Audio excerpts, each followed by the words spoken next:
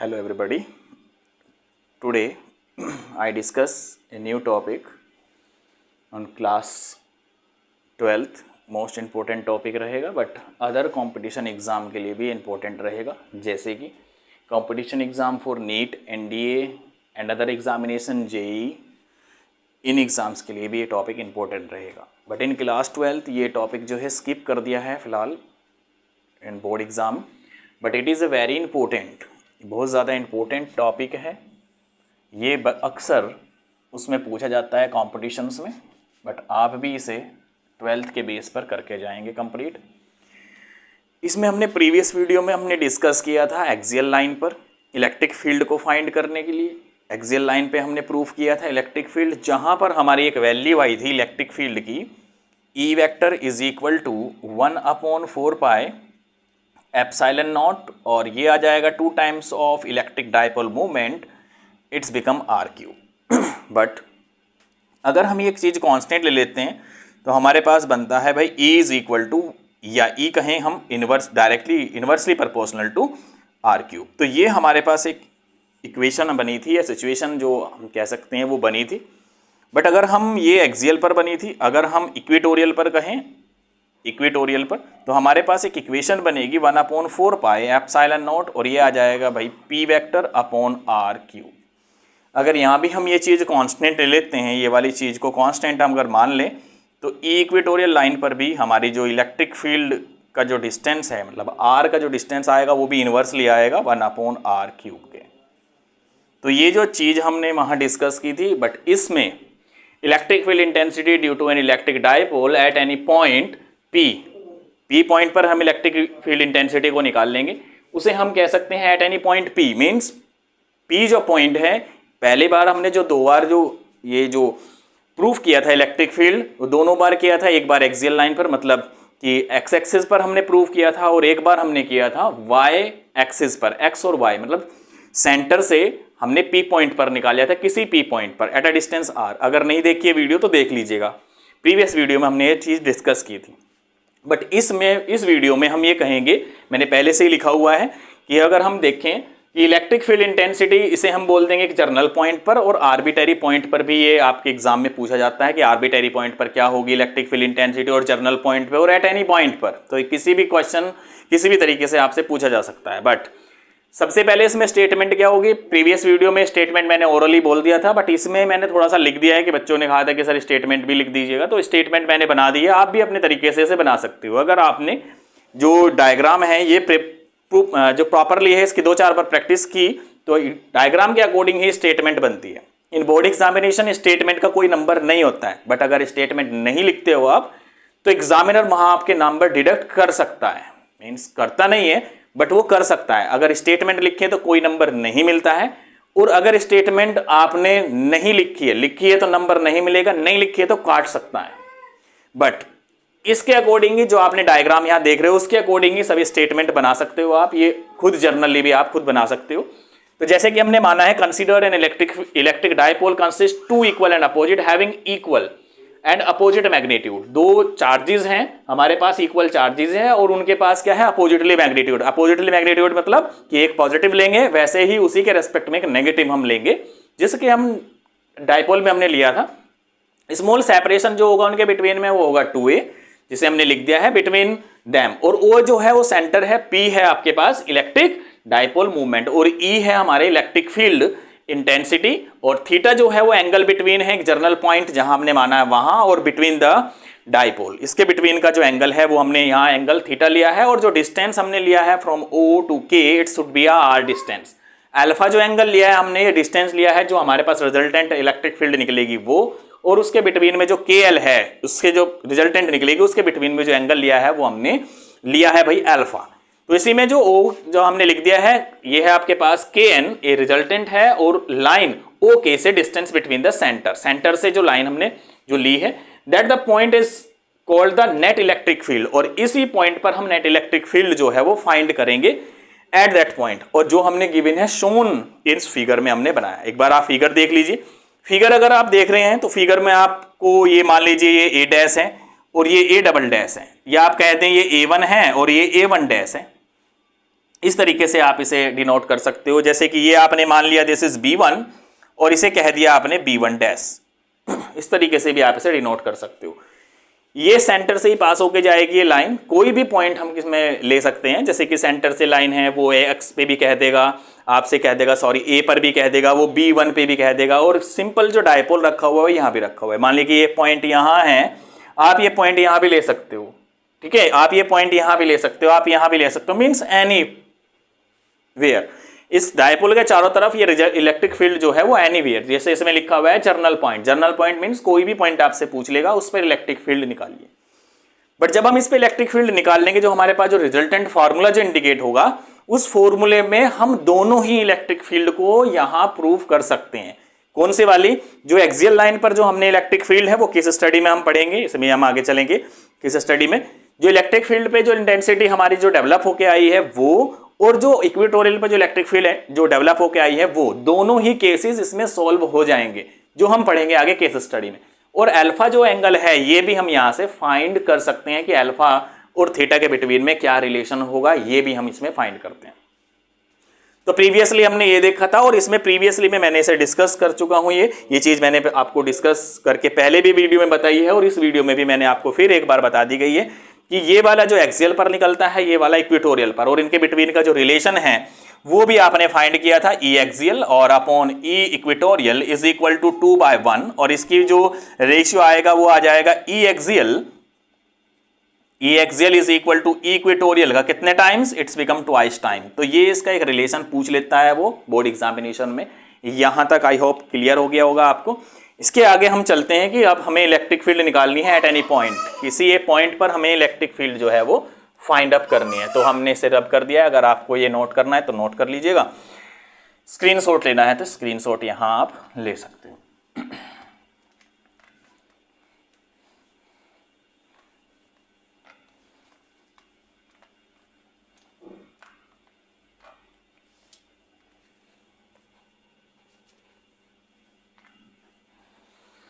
चलिए, तो एक बार में फिगर एक बार और साइड में हम ड्रॉ कर लेते हैं। तो एक हमने डायपोल लिया है, ये मैं छोटी फिगर इधर ड्रॉ कर लेता हूँ, और एक पॉइंट P पर हमें कोई भी इलेक्ट्रिक फील्ड जो है वो फाइंड करनी है। तो ये हमने K पॉइंट लिया था, ये डिस्टेंस R लिया था, और ये K ये M मान लिया है, और ये N पॉइंट है।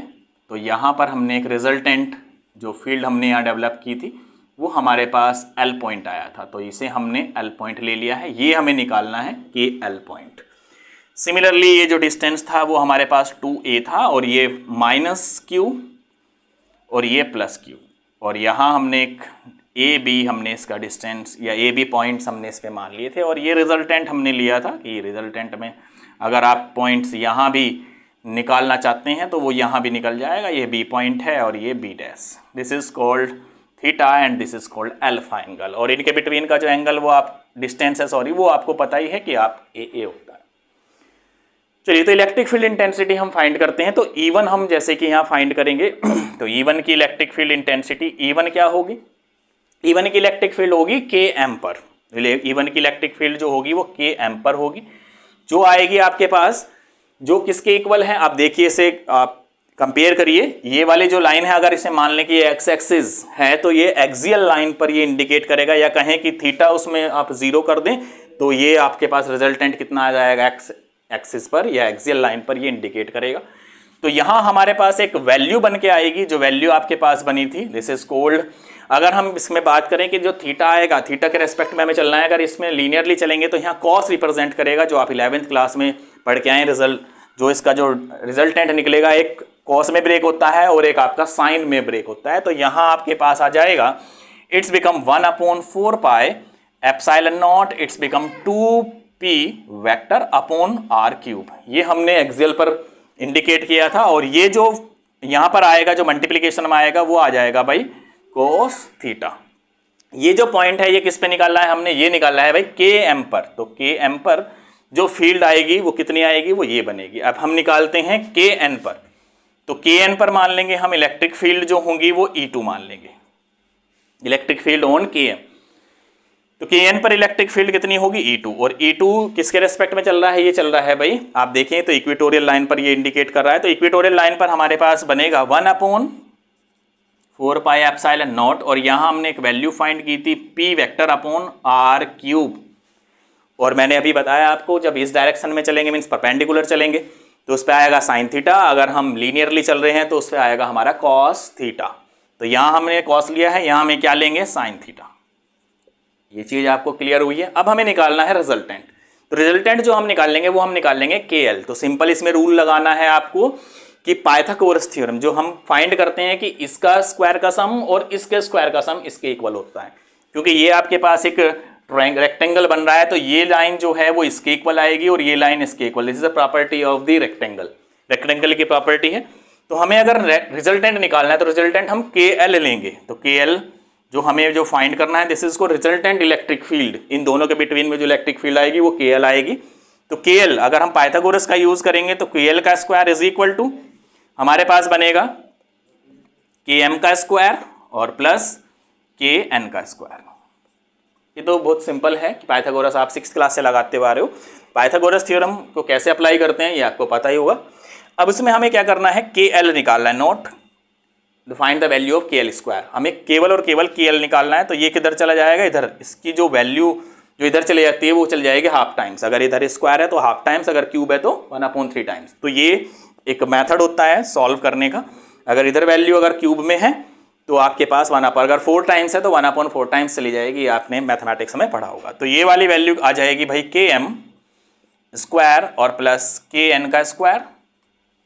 सो नाउ अब जो KM है और KN है इनकी वैल्यूज हमें जो है इसमें पुटअप करनी है, क्योंकि यहां हमें क्या निकालना है KL निकालना है। So KL is equal to under the root of, value रखें KM। तो KM कितना था भाई E1 था। तो E1 की वैल्यू अगर हम यहां निकाल लें तो हमारे पास अगर इसे मान लें रिजल्टेंट तो ये कितना आएगा ये E1 है और E2 है। E1 का स्क्वायर का सम और E2 का स्क्वायर का सम। आप ऐसे भी लिख सकते हो, नहीं तो आप डायरेक्ट वैल्यू आप इसमें रख सकते हो। नहीं तो मैं आपको KM और E1 और E2 की वैल्यू भी मैं यहाँ पर आपको निकाल के दिखा दूँ। तो ये बन जाएगा आपके पास E1, ऐसे दिखें तो ये हो जाएगा आपके पास E1 का स्क्वायर और प्लस ये हो जाएगा भाई E2 का स्क्वायर। आप इसे ऐसे भी लिख सकते हो और फिर इनकी वैल्यू जो आपने फाइंड की है वो यहाँ आप लिख सकते हो। E1 और E2 की वैल्यू क्या है भाई। E1 की वैल्यू अगर यहाँ देखें तो ये बनेगा KL is equal to under the root of, इसकी वैल्यू कितनी है E1 की, तो ये है भाई 1/4 pi epsilon naught into this is 2p cos theta upon r cube, और ये किसका स्क्वायर है का होल स्क्वायर है अकॉर्डिंग टू दिस। अब ये इसमें प्लस करेंगे तो ये बनेगा 1/4 पाई एप्सिलॉन नॉट और ये बनेगा p वेक्टर और ये हो जाएगा आपके पास साइन थीटा और ये आ जाएगा अपॉन r क्यूब और ये भाई उसका square. This is very simple. अब आपको इसमें केवल और केवल वैल्यू रख देनी है। वैल्यू रख करके अब हमें सॉल्व करना है। तो भाई KL इज इक्वल टू, देखिए यहाँ से कॉमन क्या आ रहा है तो कॉमन लेंगे। कॉमन लेने का एक बेस्ट तरीका है, मान लीजिए इसमें P यहाँ से और P यहाँ से इसमें कॉमन आ जाएगा। स्क्वायर है तो भी स्क्वायर बाहर निकलेगा तो स्क्वायर से अंडर रूट खत्म, बाहर आ जाएगा। 1/4 पाई एप्सिलॉन नॉट ये भी इसमें आ जाएगा कॉमन क्योंकि दोनों में, और उसका ये स्क्वायर है तो ये भी बाहर आ जाएगा। स्क्वायर से अंडर रूट खत्म तो वो भी खत्म हो जाएगा। इसमें only and only 1/4 pi epsilon not केवल बाहर आएगा। इसमें r क्यूब भी हम इसमें क्या ले सकते हैं, बाहर लेंगे। r क्यूब यहाँ भी है और r क्यूब यहाँ है तो ये भी हम इसमें से क्या ले लेंगे, बाहर ले लेंगे। बाकी हमारे पास 2p cos थीटा और p sin थीटा बचेगा। इसमें से देखिए p यहाँ है और p यहाँ है, ये भी हम कॉमन बाहर ले लेंगे। तो ले लीजिए कॉमन, तो जो कॉमन आएगा वो स्क्वायरिंग में आएगा और स्क्वायरिंग से अंडर रूट खत्म हो जाएगा। तो कॉमन हम पहले बाहर लेंगे तो यहाँ आ जाएगा हमारे पास p स्क्वायर। मैं आपको सिंपली सॉल्व करके दिखा देता हूँ। तो यहाँ हमारे पास बनेगा 1/4 पाई, तो 1/4 पाई एप्सिलॉन नॉट और यहाँ जाएगा r क्यूब। ये वैल्यू आपके पास r क्यूब का होल स्क्वायर, इसका भी होल स्क्वायर ही बाहर आएगा और ये जो होल स्क्वायर है ये भी अंडर रूट में ही रहेगा। और बाकी जो टर्म बची आपके पास वो भी आपके अंडर रूट में रहेगी। जैसे कि यहाँ बचा आपके पास 2 cos थीटा और प्लस कितना आ जाएगा साइन थीटा और यहाँ क्या है स्क्वायरिंग है तो ये भी उसका स्क्वायर आ जाएगा और ये भी पूरे का स्क्वायर ही बनेगा। I hope you may be understand. देखिए स्क्वायर है तो स्क्वायर ही लेना पड़ेगा और स्क्वायर ही आपने बाहर लिया है। अंडर रूट हमने एज इट इज रखा है तो यू डोंट बी कंफ्यूज। अभी अंडर रूट को हमने कैंसिल नहीं किया है। अब यहाँ देखिए एक प्रोसेस है कि यहाँ आप अंडर रूट को कैंसिल कर सकते हो। कैसे, कि जब सेम पावर रहती है कि होल पावर हो जाती है सेम, तो जैसे कि ये बना K L is equal to p by 4 pi epsilon not are cube की होल पावर हम कह सकते हैं स्क्वायर का अंडर रूट, इस तरीके से ये हम कह सकते हैं। और यहां आपके पास जो बना है ये वैल्यू अंडर रूट की, ये बनी है 2 कॉस थीटा का होल स्क्वायर और plus this is sine square theta. मैंने इसके स्क्वायरिंग ओपन कर लिया साइन स्क्वायर, जब आप इसका स्क्वायर ओपन करोगे तो 4 टाइम्स बनेगा, ये बन जाएगा कॉस स्क्वायर थीटा। बट अगर हम यहाँ बात करें सॉल्व हो जाएगा तो इससे खत्म कैंसिल हो जाएगा। जब ये कैंसिल होगा तो हमारे पास एक वैल्यू बनेगी K L is equal to this is p by 4 pi epsilon naught this is r cube. जो मैंने आपसे यहाँ कही थी वो वैल्यू आप डायरेक्ट कॉमन भी ले सकते हो। मैंने कहा था कि पी दोनों में है तो इसे कॉमन ले लीजिएगा, ये कॉमन ले लीजिएगा, ये कॉमन आर है, आर क्यूब भी आप कॉमन ले लीजिएगा। तो डायरेक्ट यहाँ से आप वैल्यू को कॉमन लेकर के स्क्वायर रूट कैंसिल कर सकते हो। 2 स्टेप आप बचा सकते हो। अगर आपका बोर्ड एग्जामिनेशन में आपसे पूछा गया है तो जितना सपोर्ट हो सके उतना स्टेप आप बचाएं, क्योंकि बोर्ड एग्जामिनेशन में स्टेप मार्किंग होती है। जो आपने स्टेप इंक्लूडेड किया है तो नंबर मिलेंगे, अगर नहीं इंक्लूडेड किया तो नंबर वहाँ एग्जामिनर आपको नहीं देगा, स्किप करके आगे चला जाएगा।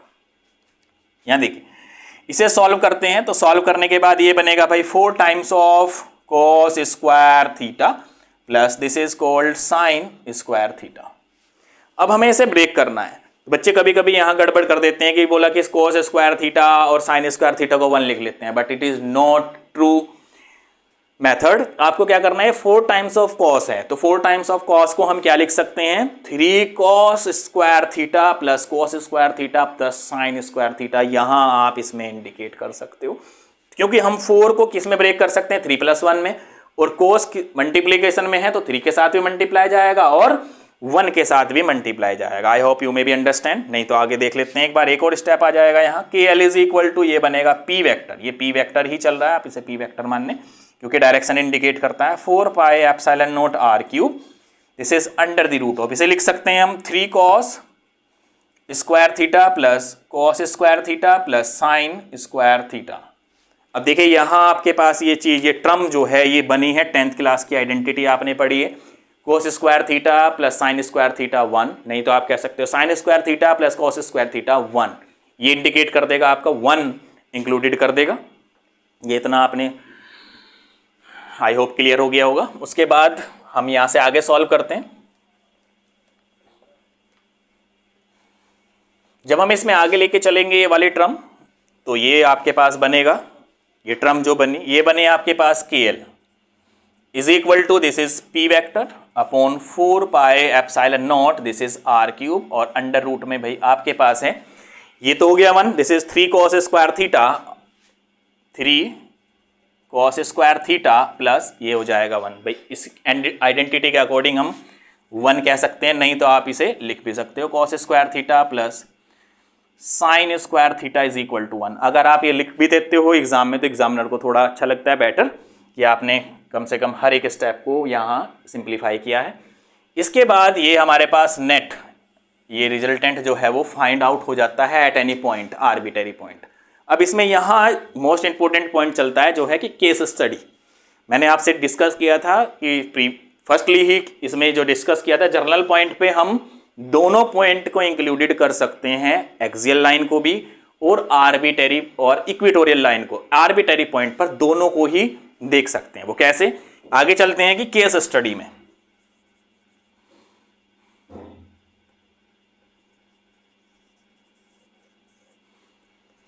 इसमें केस स्टडी में हम मानते हैं केस 1,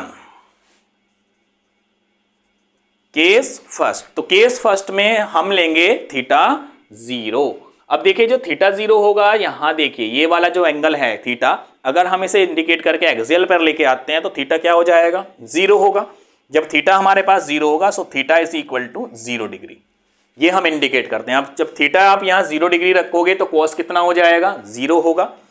तो कॉस 0 जब यहां रखेंगे तो हमारे पास कॉस 0 डिग्री, कॉस 0 डिग्री की वैल्यू कितनी होती है, 1। आपने पढ़ा ही होगा कॉस 0 डिग्री 1 होता है। Now you can apply over here, we know that K L is equal to P vector upon 4 pi epsilon not are cube under the root of it's become 3।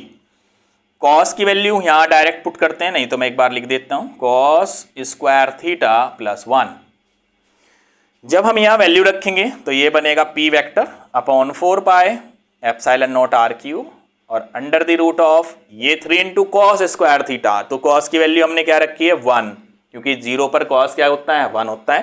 तो ये हो जाएगा 3 इंटू 1 प्लस 1।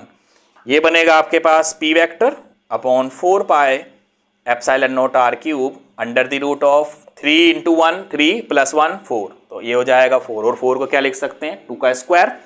जब 2 का square लिखेंगे तो under root खत्म, तो 2 ऊपर मल्टीप्लाई में आ जाएगा। जब 2 ऊपर मल्टीप्लाई में आएगा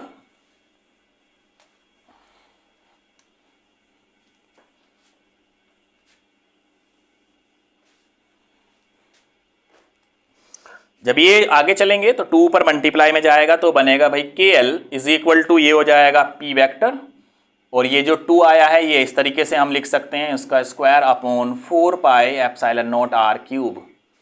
अब ये जो अंडर रूट है खत्म 2 से और ये बनेगा आपके पास के L is equal to p और 2 मल्टीप्लाई कर दें आगे तो पी वेक्टर अपॉन कितना आएगा 4 pi epsilon not are cube.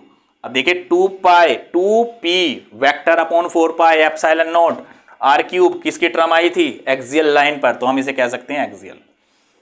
देखिए जब हम 0 रखते हैं थीटा को तो वो एक्सियल पे इंडिकेट करेगा, ये आर्बिटरी पॉइंट इंडिकेट करता है। आप किसी भी एंगल में निकाल सकते हो, हम केवल 2 पॉइंट्स को यहाँ इंडिकेट करके चलेंगे। दूसरा हमें फाइंड करना है व्हेन केस सेकंड में हम लेके चलेंगे when theta is equal to 90 degree. तो 90 डिग्री पे हमने ये चीज हमने यहाँ सिंप्लीफाई की थी, तो यहाँ पर हमने एक इलेक्ट्रिक फील्ड को निकाल लिया था। तो ये वाला जो एंगल है this is theta is to perpendicular और परपेंडिकुलर क्या होता है 90 डिग्री।